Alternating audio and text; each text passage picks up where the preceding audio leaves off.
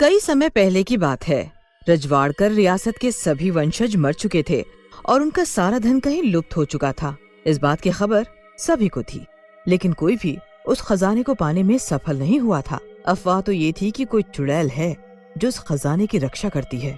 एक बार उस गांव के सरपंच के बेटे रोहित ने उस खजाने को ढूंढने का फैसला किया।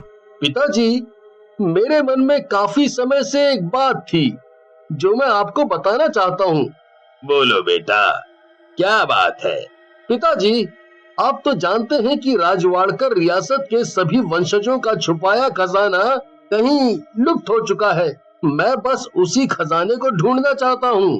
बेटा, तू मेरा सबसे होशियार बेटा है। मैं नहीं चाहता कि तू उस खजाने के चक्कर में अपनी जान को जोखिम में डाले। मेरी बात मान बेटा, भूल जाए सब चीजों को। वहां जाना ठीक नहीं तेरे लिए। लेकिन पिताजी, आप सिर्फ ये देख रहे हैं कि मैं हार जाऊंगा। आप ये सोचिए कि अगर मैं इस खजाने तक पहुंच गया तो क्या होगा। हम इस गांव को कहां से कहां पहुंचा देंगे।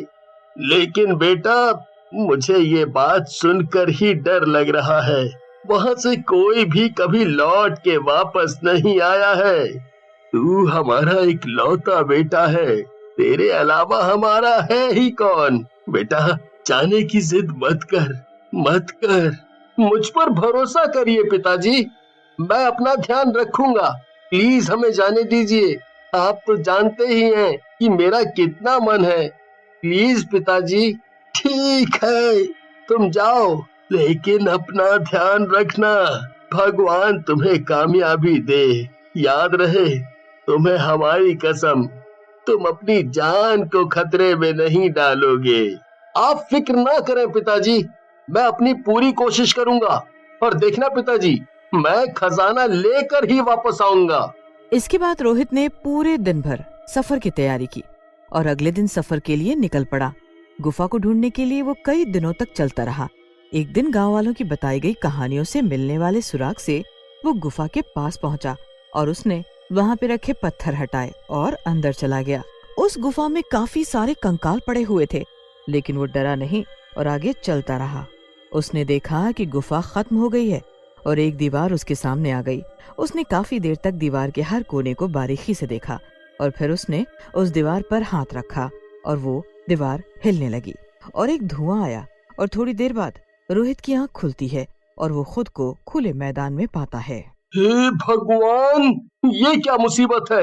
लगता है खजाने की सुरक्षा के लिए ये सब बनाया होगा ताकि कोई भी आसानी से खजाने तक न पहुंच पाए। अब क्या करूं समझ नहीं आ रहा। ऊपर से गला भी सूख रहा है।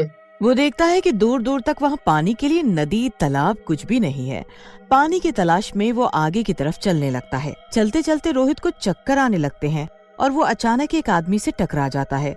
उसे लगता है शायद वो भी उसी की तरह खजाने की खोज में आया है। रोहित जैसे ही उसके कंधे पर हाथ रखता है, उस इंसान की गर्दन पीछे की तरफ मुड़ने लगती है। ऐसा नजारा अपने सामने देखकर रोहित घबरा जाता है। रोहित भागने की पूरी कोशिश करता है, लेकिन भाग नहीं पाता और ना ही चिल्ला पाता है। अचानक रोहित की आंख खुलती है और वो खुद को गुफा के अंदर पाता है। गुफा का पानी धीरे धीरे बढ़ने लगता है। मुझे जल्दी यहाँ से बाहर निकलना होगा, नहीं तो आज मेरे प्राण गए। क्या करूं समझ नहीं आ रहा है। ऐसा करता हूँ, दीवार के कोनों में देखता हूँ, क्या पता बाहर निकलने का कोई रास्ता मिल जाए।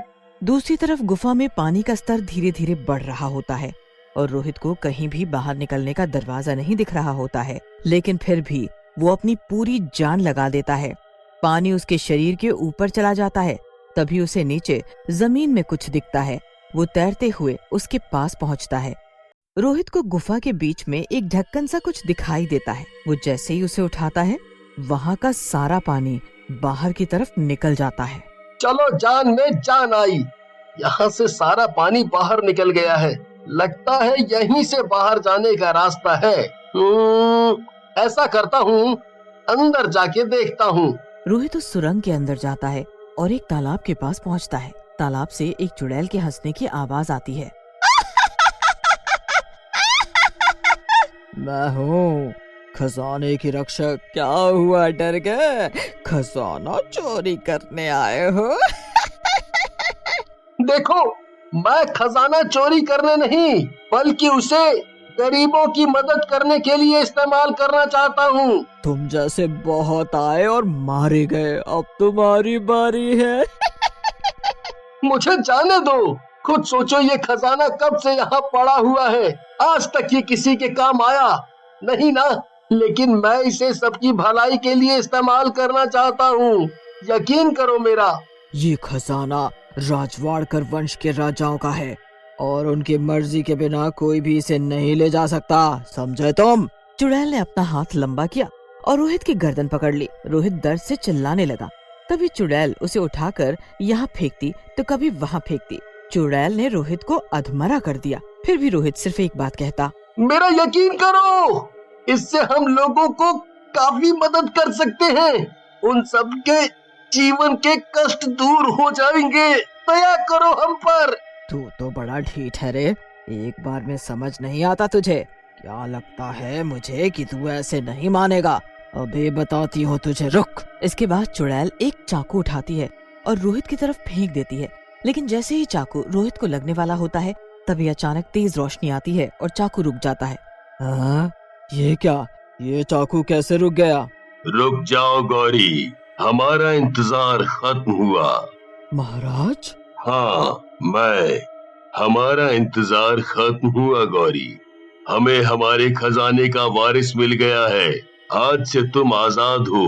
तुमने इतने वर्षों तक हमारे राज्य के खजाने की निस्वार्थ भावना से रक्षा की, इसके लिए मैं तुम्हारा ऋणी हूँ गौरी। ये कैसी बातें कर रहे हैं महाराज? ये आपकी प्रजा है, आपके लिए तो ऐसे 100 खजाने हंसते हंसते दे सकते हैं हम। मैं भी बहुत खुश हूँ गौरी कि हमें तुम्हारे जैसी प्रजा मिली है। अब हम अपनी संपत्ति रोहित तुम्हारे हवाले करते हैं, इससे सबका भला करना। लेकिन महाराज, अगर ये भी आपकी तरह लालची निकला तो? नहीं गौरी, आज जब मौत इसके सर पे थी तब भी ये सब के बारे में सोच रहा था। भला इससे ज्यादा नेक इंसान कौन हो सकता है जो खुद से पहले दूसरों का सोचे। हम हमेशा यही चाहते थे कि हमारा खजाना हमारी प्रजा की भलाई में लगे, लेकिन रोहित से मिलने के बाद मुझे यकीन हो गया है कि इस खजाने को अपना वारिस मिल गया है, इसलिए अब हम इस दुनिया से खुशी खुशी यहाँ से जा सकते हैं। मुझे माफ कर दो रोहित, मैं तुम्हें सही से पहचान नहीं पाई। इस खजाने का ध्यान रखना और लोगों की भलाई करना और हमेशा सबकी मदद करना। महाराज, आप मुझ पर यकीन करिए, मैं आपके इस खजाने का कभी भी गलत इस्तेमाल नहीं करूंगा। इस खजाने से मैं हमेशा सबका भला करूंगा ताकि आपके खजाने का सही इस्तेमाल हो सके। आप बेफिक्र हो जाइए, आपकी अधूरी इच्छा मैं पूरी करूंगा। हमें खुशी हुई जान के कि तुम मेरी इच्छा पूरी कर रहे हो। गौरी, तुम्हारे जाने का वक्त आ गया है। तभी वहाँ एक रोशनी आती है और गोरी वहाँ से गायब हो जाती है। तभी थोड़ी देर बाद महाराज भी वहाँ से गायब हो जाते हैं। इसके बाद रोहित वहाँ से चला जाता है और वहाँ कुछ लोगों को लेकर आता है और वहाँ से सारा खजाना ले जाता है और उस खजाने से लोगों की भलाई के लिए वो काम करना शुरू कर देता है और अपना पूरा जीवन लोगों की खुशी के लिए लगा देता है।